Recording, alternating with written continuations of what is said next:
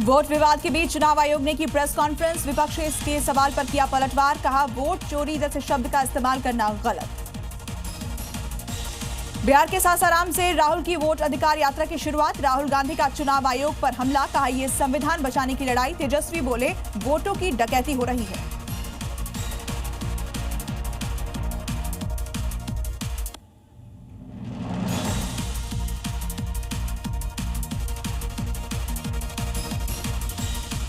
राहुल गांधी की वोट अधिकार यात्रा में तेजस्वी यादव समेत इंडिया ब्लॉक के कई नेता शामिल। बीजेपी पर लगाया है वोट चोरी का आरोप।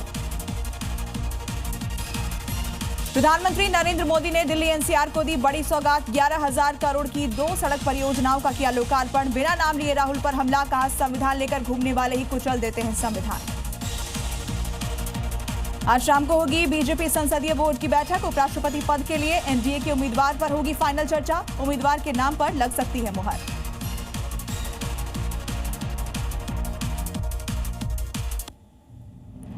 गुरुग्राम में यूट्यूबर अलविश यादव के घर पर फायरिंग। गैंगस्टर हिमांशु भाऊ ने ली हमले की जिम्मेदारी। सीसीटीवी में कैद हुई वारदात। घटना की तफ्तीश में जुटी पुलिस।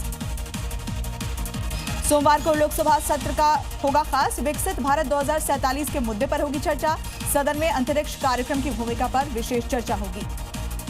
कल 2 दिवसीय भारत दौरे पर आएंगे चीन के विदेश मंत्री वांग यी। एनएसए अजीत डोवाल के साथ करेंगे बैठक। प्रधानमंत्री मोदी के चीन दौरे से पहले अहम माना जा रहा है ये दौरा। मध्य प्रदेश की पूर्व मुख्यमंत्री उमा भारती ने की शाहजहांपुर का नाम बदलने की मांग। सीएम योगी से नाम बदलने की अपील की। घराली आपदा के 12वें दिन खुदाई में सुरक्षित मिली मां राज राजेश्वरी की चांदी की मूर्ति और दूसरे सामान। मूर्ति को देख भावुक हुए ग्रामीण। 12 दिनों से मलबे में दबी हुई थी मूर्ति।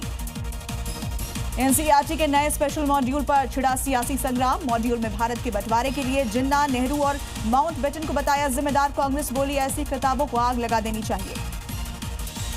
अंतरिक्ष में परचम लहराकर भारत लौटे शुभांशु शुक्ला। दिल्ली एयरपोर्ट पर हुआ भव्य स्वागत। प्रधानमंत्री मोदी से भी मिल सकते हैं शुभांशु। 10 दिनों से गुमशुदा अर्चना तिवारी की तलाश तेज। इंदौर से कटनी जा रही ट्रेन से हुई थी लापता। देश के सभी जिलों के एसपी को दी गई सूचना। जीआरपी की अलग अलग टीम तलाश में जुटी। कठुआ में बादल फटने से आई बाढ़। पूरे इलाके में भरा पानी। Pathankot national highway, police station सहित कई घरों में पानी भरा। बादल फटने से नदी में उफान। कठुआ में बादल फटने से भारी तबाही। मलबे में कई लोग दबे। रेस्क्यू ऑपरेशन में जुटी टीम। घटना में 7 लोगों की मौत। कठुआ में रेस्क्यू ऑपरेशन में हेलीकॉप्टर की ली जा रही है मदद। घायलों को हेलीकॉप्टर से किया गया रेस्क्यू। अस्पताल में कराया गया भर्ती। किश्तवाड़ में बादल फटने से हुई तबाही के बाद आज भी जारी है रेस्क्यू ऑपरेशन। लापता लोगों की तलाश कर रही है टीम। घटना में मरने वालों की संख्या 60, 100 से ज्यादा लोग घायल। हिमाचल के मंडी में बादल फटने से तबाही। शालाना इलाके में आया सैलाब। टकोली 4 लेन सड़क पर बादल फटने की वजह से सड़क पर मलबा भी आया। दिल्ली में लगातार बढ़ रहा है यमुना का जलस्तर। खतरे के निशान के पास बह रही है यमुना नदी। यमुना के निचले इलाकों में पानी भरा। कई झुग्गियां भी डूबी।